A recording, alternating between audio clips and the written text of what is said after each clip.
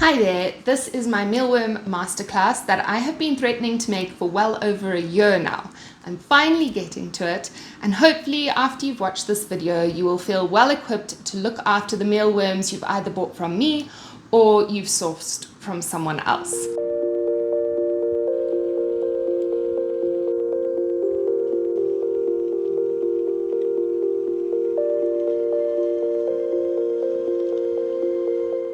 You're in my kitchen where multiple businesses are on the go. You're probably going to catch sight of my eggs over there. There's lunch cooking in the background. There's things going on all around. But I chose my kitchen to film this in because I wanted to show you that I have been able to raise my colonies of mealworms from my kitchen. I haven't needed a dedicated room or a whole different outhouse for them.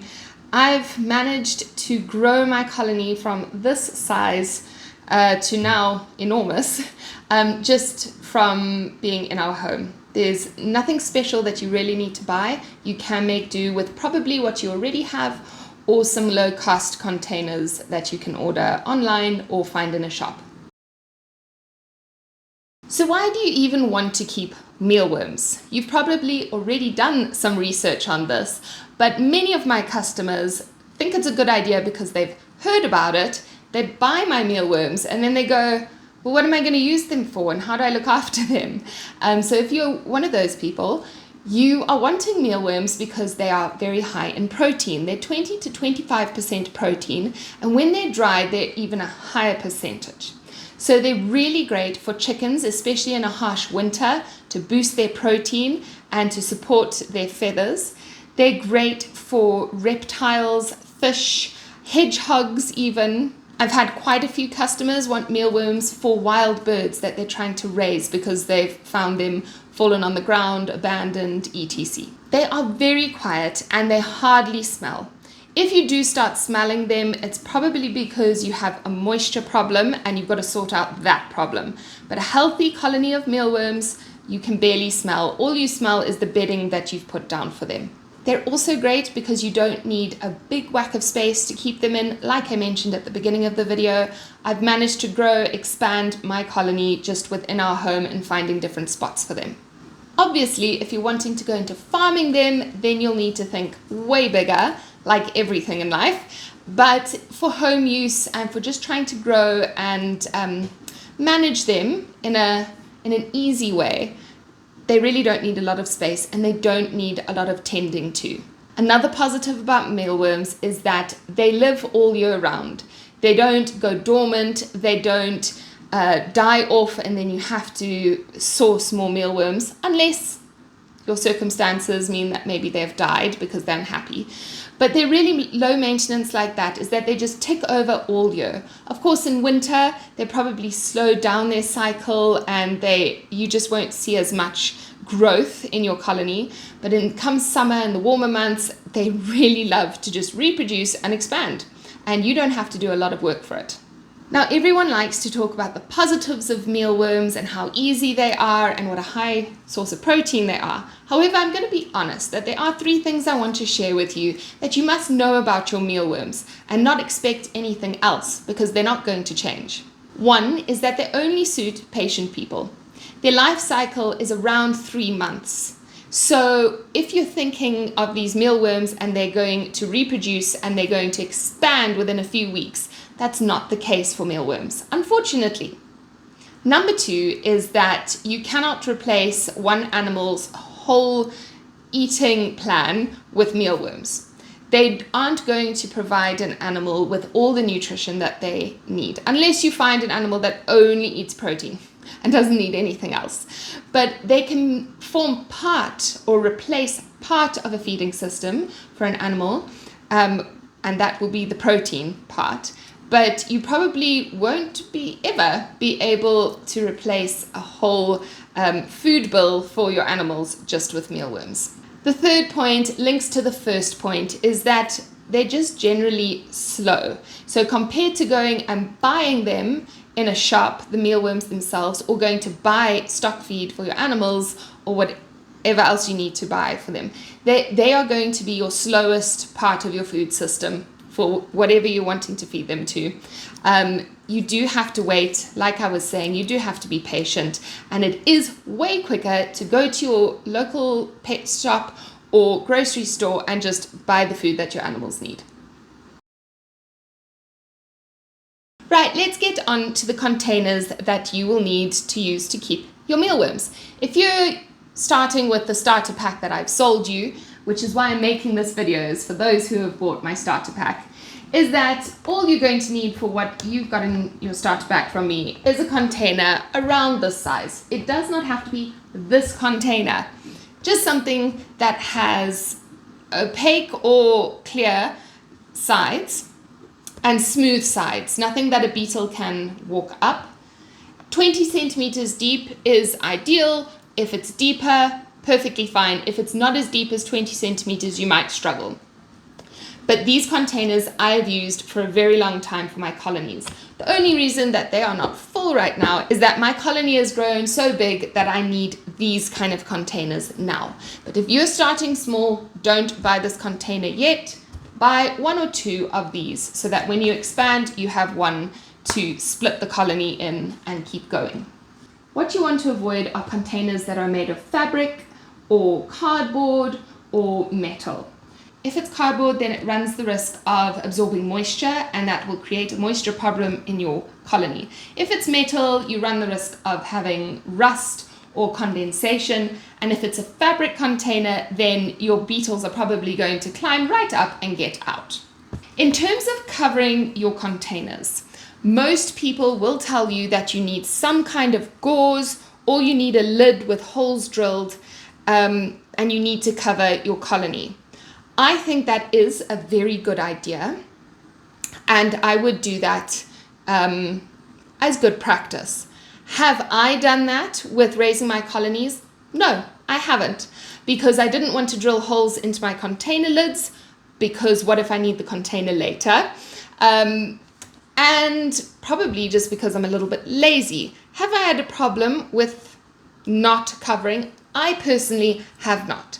However, it does depend where you are keeping your colony. If you are keeping your colony in your garage or your barn or somewhere outdoors where there are rats and mice and other little things that will get into it, then a lid is essential, because the bedding, this wheat bran bedding or whatever bedding you choose, is probably going to attract a little critter that's going to want to make a nest and eat up the worms and the meal bran. You may ask me, can I keep my mealworms in a deep bucket? Yes, in theory you can, but the best practice is to have a wider surface area like this container or this container in the future. The wider surface area means that you have better airflow for the worms. They have a wider access to the moisture, the food that you're going to put in, which I'll explain later. And it's also easier to harvest them. You're not digging right down trying to harvest them. If you need a few worms, it's just easier to access with a wider surface area. I have just advised you to just get one of these for starting your colony, and I stick to that advice. However, best practice, if you really want to expand your colony, is that you get maybe 3 of these and you separate the cycle stages of the mealworm or the darkling beetle. This is because if you have a darkling beetle without good access to food and moisture, they will probably eat up the pupa in the process of trying to survive. So best practice is to segregate your beetles, your worms, your larvae, and then your pupa, or something like that. There's different advice online, and you can look it up, how you're going to split them. Have I done this? Yes, I have done this on and off when it's convenient to me. When I haven't done it, has my colony grown? Yes, it has still expanded. Do I get a better yield when I separate the pupa from the darkling beetle? Yes, I do. But this is up to you and the stage you are at. If you're embarking on this project and you are very nervous about keeping them alive and watching them grow, then just put your starter pack in one container They will survive. They will not all eat each other. It's just if you're wanting to expand most effectively, split the stages up and do a little bit more research on how you're going to do that. So what are your mealworms and darkling beetles and pupa going to live in? What are they going to eat? What are they going to poop in? Basically, the bedding that you put in here is what they're going to do all of that in. I use wheat bran. Wheat bran for me, where I am, is the cheapest option, and it is very accessible through stock feed outlets. And I buy a 50 kg bag worth, but that's also because my colony is so big that I do need access to a lot of wheat bran. Your worms are going to eat a bit of the wheat bran. They're going to poop in it, although that kind of goes to the bottom. And they're also just going to live in it and sleep in it. So the bedding is basically their entire world until they die. What I love about this is that it makes them more low maintenance. You don't have to have a bowl to feed their food, and you don't have a water bowl over here, and you don't have to have a toilet area for them. This is what they live in, and they use it so effectively. They eat in it, poop in it, sleep in it, thrive in it, lay eggs in it even. There are a few other bedding options. You could do rolled oats that has been crushed down a little bit, not as big as some rolled oats can come. Then you can use chicken feed. I have used that before quite effectively. And you can use maize meal and put it down. You don't want something that is a very fine powder. The mealworms just don't thrive in that. They don't love it as much. And you want to avoid anything that will absorb water. You do not want moisture problems in here because mold will grow and things will start to smell. So what do you feed your whole colony? I get asked this all the time, and people have just different answers on the internet. You will read about potato chunks, grated carrot, pieces of cabbage, all of those. Perfect food for your mealworms and your beetles. What I find most effective and what I have a lot of because of my children are banana peels. They kind of go a really long way. One banana gives you probably like 3 or 4 peels off of it. And so I just chuck that in different sections of my container. And remember, I've got many more somewhere else. So that's what I use. What you want to avoid is giving them too big of a piece of something so that they don't break it down and eat it before it goes super moldy. You don't want to throw a huge chunk of potato into a small colony, walk away for a week or two, come back, and you've got a huge mold problem. So try to just suss out the size of your colony and see how fast they devour, let's say, a banana peel or some grated carrot. And then you can gauge if you're going to give them a bit more or a bit less. Never give your colony of mealworms or beetles a bowl of water. They get their moisture from the food that you put in there for them. That is actually why you put the food in. They will eat the wheat bran as their actual food. But what you put down, like the banana peel, is they're deriving moisture from that. That is how they keep hydrated. Don't put a bowl of water down. They will be attracted to it. They will fall in and they will die. And then your colony will not thrive. You should never spray the bedding with anything, and you should never let anything rot, like I've already said. Check on it 24 to 48 hours after you've put food down. If it's starting to rot and they're not eating it, just pick it up and put something else down so that you aren't leaving rotting food there. The life cycle of the darkling beetle starts with the egg. They are laid in the bedding, and they are eggs for 1 to 2 weeks. You will never see them. It's very hard because they are microscopic.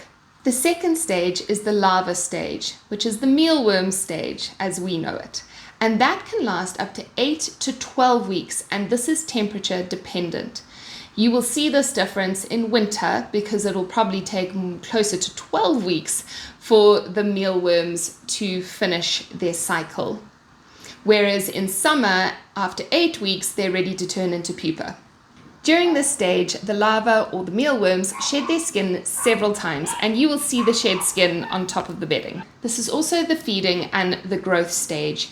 In the mealworm stage or the larva stage, they eat ravenously. They'll eat through their bedding, and then they will also eat whatever you give them.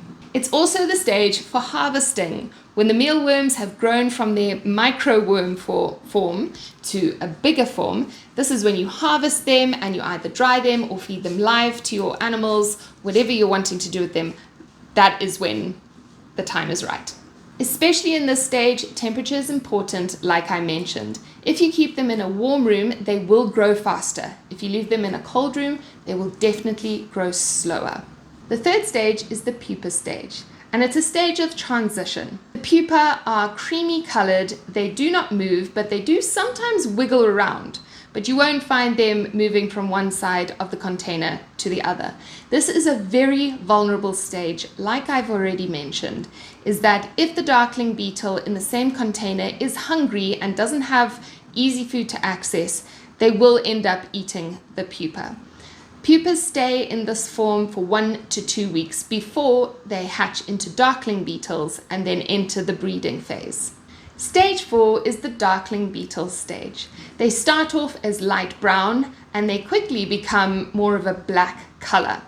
This is when they lay their eggs, hundreds of eggs all over the place wherever they're walking, standing or sitting. Darkling beetles can live for between 2 and 3 months sometimes. This is the most crucial phase of keeping your colony alive. If your beetles are not healthy and happy, they cannot lay the eggs to expand your colony. Let's talk about cleaning and maintenance of your container and your colony. The first thing you'll probably notice after a few weeks is that if you have a clear or semi-clear side to your container, you'll see that there is a division and what looks like this powdery dust at the bottom and then the leftover bedding at the top. That powdery dust-like substance we call frass. Basically, it's the waste of your colony. Yes, there's poop in there, but there's also broken down bedding and broken down skins, the skins that the mealworms have shed. So that is one part of the colony system that usually gets used elsewhere or removed. There's also the shed skin, like I've mentioned, and that will float on top. When you're cleaning your colony, it's quite easy to go outside, blow over the top of the bedding, and those shed skins will probably float away on the air. When you're cleaning your container, you will need this fine mesh sieve. Some other professionals have a variety of, I think, gold mining sieves that they use. I can't source those over here, so I don't use them and I just do the best with what I've got. And I will run through all of this through my sieve. I've got much bigger sieves when I do these huge containers, and it will leave the worms behind and the beetles behind. This is frass going through the sieve here. And I will take the frass and remove it. Obviously, I'll be sieving over another bucket or a different container to catch the frass. And as I sieve, there are a whole lot of worms in here. There are no beetles in this batch, but all these worms stay behind and I put them back in fresh bedding. You should probably look at your colony and think about cleaning your colony between 4 to 8 weeks. Again, it depends on the population number.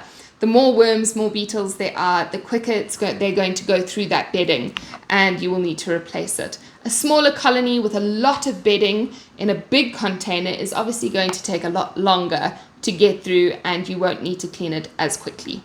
Just remember that there are eggs laid in your bedding. If you clean your bedding too quickly or too frequently, you will lose eggs in the process. So you don't want to disturb your colony sooner than 4 weeks. 4 weeks should be, the minimum. Try to push it to closer to 8 weeks because it gives the chance of the eggs to hatch and then be caught in the sieve. You don't really want to throw away eggs when you're throwing away all. So when is the best size to harvest your mealworms? Now, my instant answer is when they're in their biggest form, but maybe you don't know what their biggest form looks like. So I'll show you that your mealworms will be around this size when you harvest them. They won't get much bigger. Sometimes you'll have worms that look a bit fatter or bigger, and that's great for you. That's just a really great genetic line in that worm. But this is the general size. I find that when they're ready to turn into pupa, they will come up to the top of their bedding and they'll just be really sluggish and they will have stopped eating. And you're wondering why they're all coming to the top, and then very soon after they will turn into pupa, and then you've lost the mealworm and you can't harvest them. If you notice that your worms are doing that in your colony, it's probably a good time to harvest them, or of course let them pupate and then you'll get darkling beetles. Never harvest 100% of your worms, because you're then stopping the whole process and you're not going to have any darkling beetles to lay more eggs. You want to leave 20 to 30% at all times. Of course, if you're trying to expand your colony far bigger than what it is, then you will just leave them and not harvest any worms. That's what I tend to do because I sell on my starter packs. But you, of course, don't need to do that if you're wanting to feed them to your chickens or any other animals. Once you've kept a mealworm colony for a long time, you'll realize that you actually have quite a lot of frass that you get rid of. Now, of course, you can just throw it away.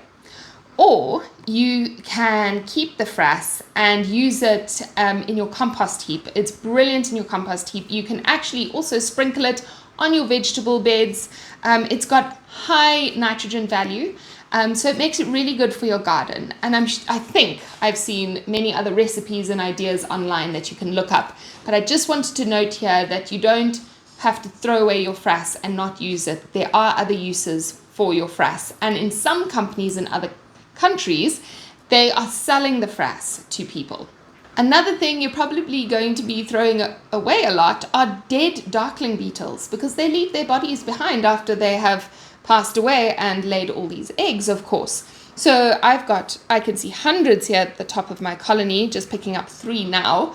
And what do you use those for? Of course, you can mix them into your frass and they'll break down into your vegetable beds or into your compost heap.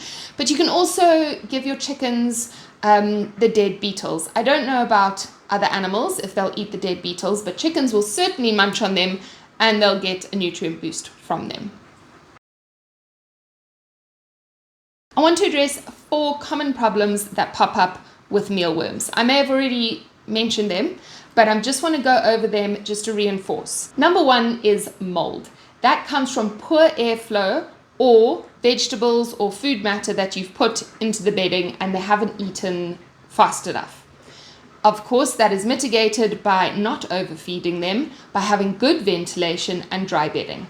Some people will encounter a mass die-off of your colony, which is incredibly tragic because you can lose your whole colony. It doesn't happen often, but the reasons it will happen is contaminated food or bedding. That's if the food obviously is poisonous, not to mealworms, but just in general. If it's got some dodgy things that are growing in it or whatever, it can contaminate your worms and beetles. Number 2 is mold. An overgrowth of mold will kill off the colony. And number 3 is a heat spike. I have suffered from this with my colony before. Thankfully, they did not all die off, but I just noted a huge, not freeze, I don't want to say freeze because it was to do with a heat spike, but my colony just didn't grow and procreate for a really long time. And I realized it was because I moved my whole colony from my pantry area up to an upstairs area with a much hotter climate, because it's closer to our ceiling and we live in Africa and it's really hot. And they just kind of freaked out and they didn't do, a whole lot of them died, but a whole lot of them just didn't do anything for a really long time until they had adjusted. So I wouldn't say that they're super sensitive to heat, but they do take note of heat fluctuations. And the vice versa is that you could put them into a really cold area and they'll also just not procreate, not grow for a really long time until they adjust. And if they remain in a cold area, they're of course going to grow a lot slower. Like I've also mentioned, a problem can be that darkling beetles are eating the pupa. This has a lot to do with different volumes. If you've got a lot of darkling beetles, a little bit of food, and a lot of pupa around, they're of course going to eat a bit of the food and also eat the pupa. It is just good practice to segregate the pupa, even if you put them in a separate dish in your colony. Like I said earlier, you don't have to do it. But sometimes if you're neglecting your colony for a long time, things can get out of hand if you're not just watching that the darkling beetles are behaving and the pupa are not too vulnerable. Number 4 is worms not growing, sometimes at all. That can be temperature related, that the area you've put them in is just way too cold and they cannot generate growth from that. Or it can mean that there's lack of food and nutrition. Maybe the bedding is old and they're just living in frass, or you are not putting that moisture source in and not enough of it. So if you've got a huge colony like my one here, and I've got several others, if I'm putting one banana peel in there for my million worms in here, it's just not enough. So they just might be lacking nutrition and they just can't grow, just like humans. You may have already seen, maybe you haven't seen, that I've got these egg boxes in my colony. Why do I have the egg box? Well, it's actually just a lovely place for the worms and the beetles to climb under. They also burrow through the egg box, eat a bit of it, and move through them. All of my egg boxes in here have holes in them. The darkling beetle loves a dark place, so they often gravitate to under the egg boxes and live their lives under the egg boxes if they can get there and there's space for them. You'll often find a lot of mealworms, like over here, congregate under an egg box, especially if you've put food under the egg box. It's the perfect space. It's dark and there's food.